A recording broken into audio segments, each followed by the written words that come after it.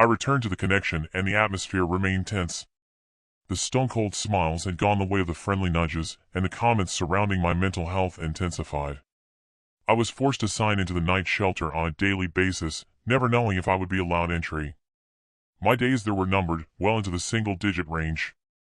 Without telling a soul, I quietly took myself to the crisis office on Commercial Street, not only for assistance, but to enlighten them about the connection in the hopes they could take action against them. I explained my situation, and we devised a plan to accommodate me in one of their associated night shelters and sign up for their job search programs.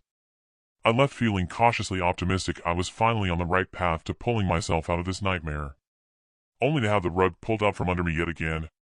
The next day I sat down in the common area for an impromptu chat with one of the connection's other case workers. She was a person with whom I had a frosty relationship, and pointedly kept my distance. Weeks previously I had tried to give her a simple message from a client who was unable to attend a meeting she had scheduled for that day. Her response was so rude and aggressive I filed a written complaint, and she had to formally apologize as a result. I was not her favorite person. She slid a 2-page document on the table and told me to sign. I picked it up to read, and she whisked it out of my hands, telling me to just sign it. I asked what it was, and she explained it was a document stating we were having this conversation. I pointed to an area that hadn't been filled in, and she said it wasn't important, she would fill it in later.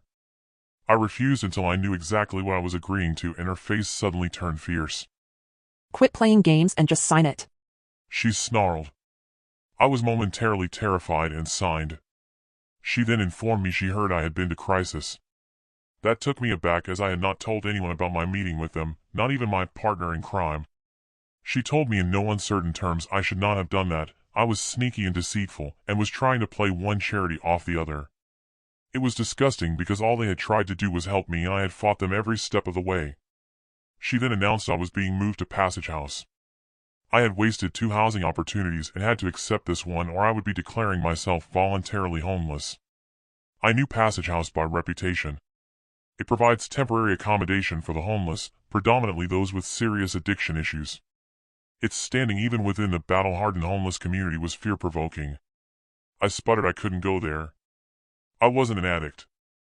I had made arrangements with Crisis and just needed a couple more days to transfer to them. She announced Crisis wouldn't help me, and said, "Anyway, you've already agreed," and patted the form between us. My response was indecorous, to say the least. "You fucking bitch!" I screamed loud enough to throw the entire room into silence. Bang! That wasn't just the echo of my mouth scoring another direct hit on my foot, it was the sound of my hands slamming the table as I stood up and stormed out of the suddenly hushed room. Once outside, I asked a friend to roll a cigarette because my hands were shaking too hard. I started employing deep breathing techniques to settle my nerves, in through the nose, out through the mouth, in through the nose, out through the mouth. The purity of the London air was soon joined by the even more calming effects of tobacco as I accepted the hastily rolled cigarette. I was finally starting to calm down when another staff member came out for a cigarette herself. Her actual job description was unknown, but she was another Charity Jekyll, everybody's friend, always willing to lend a sympathetic ear. She had seen my outburst and come to learn why I was so upset. Angrily, but calmly at first, I explained what had happened. I told her I was fed up with their housing obsession, and it was obvious they couldn't help me. My main concern had always been employment and not finding a roof over my head. I had finally taken steps with a charity I believed could help, and they had just prevented me from dealing with them. Growing louder, I asked why they kept trying to force me into housing I didn't need. She quickly blurted, "Because it's our bread and butter. Why don't you get that?" "You should have told me that from the start!" I screamed. "And sent me somewhere else! You! Fucking! Cunts! You're all fucking cunts!" Bang! I didn't grow physically violent, but it was another bullet hole in my increasingly perforated foot. For I had learned early on to never let your emotions show, not let anyone get under your skin. Never let them see you get angry, and never let them see you cry. They will use it against you. It was one of the first lessons of the street imparted not only by my partner in crime but by other friends I had made. A lesson drilled into me even before the smashing of a wine bottle and my presentation with its broken neck to keep in my jacket pocket just in case. An event in no way as ceremonial as it sounds. Just quick and practical. The homeless aren't trying to launch the Titanic, they're trying to keep themselves from drowning. And I had seen the truth of the lesson many times, not only between staff and clients, but between the police and rough sleepers in the semi-regular altercations and exchanges that occurred between them. Pleasant exchanges are as pleasant as any. But introduce the slightest element of conflict, or the slimmest of disagreements, and the dynamics shift dramatically in favor of the authority figures. They start pressing emotional buttons, pulling psychological strings, delivering vague statements that can be construed as veiled threats, or observations that can easily be taken as insults. It is all part of the unpromoted psychological warfare that is waged between social workers and clients behind closed charity doors, and on the streets between the vagrants and protectors of the peace walking their beats. Part of the processing that is not caught on camera or recorded in the official accounts, only the emotional, sometimes violent reactions they provoke. Like siblings in the back seat of a car, one pokes, kicks, pulls faces and taunts the other, unseen by their parents, waging a campaign of provocation for however long it takes until they get the reaction they desire. Whack! The other retaliates. The bully cries victim.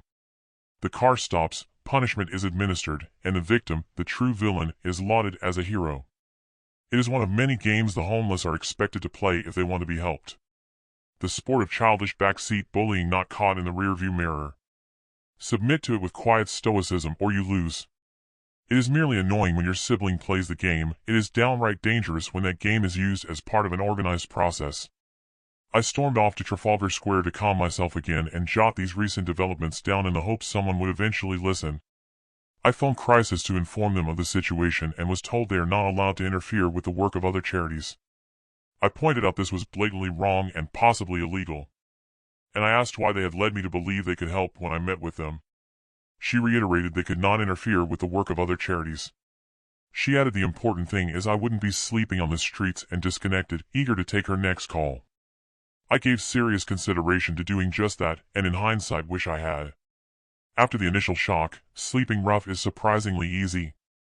However, in being labeled voluntarily homeless, willingly or unwillingly, you cut yourself off from all government support and assistance. I noted on a scrap of paper I kept in my back pocket at the time the correlation between benefits and drug addiction. These charity workers, who were immersed in the world of addiction and knew its ins and outs like the back of their hands, had done nothing but push me into signing up for benefits I truly didn't need at the time. Once I had become dependent on those benefits, they, and later the government, repeatedly threatened to suspend them through sanctions, essentially for not doing what I was told, whether those instructions were in my best interest or not.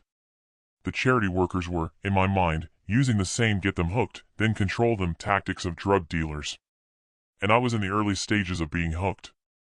To this day I regret not having the courage to walk away from the system entirely and find some other way out of my predicament. Many do, and many succeed. Their bravery deserves more praise and more public attention than people know. Their stories need to be heard. I, however, was not as brave, and a few days later found myself entering Passage House. I had never felt so frightened in my life. I had yet to discover what real fear is.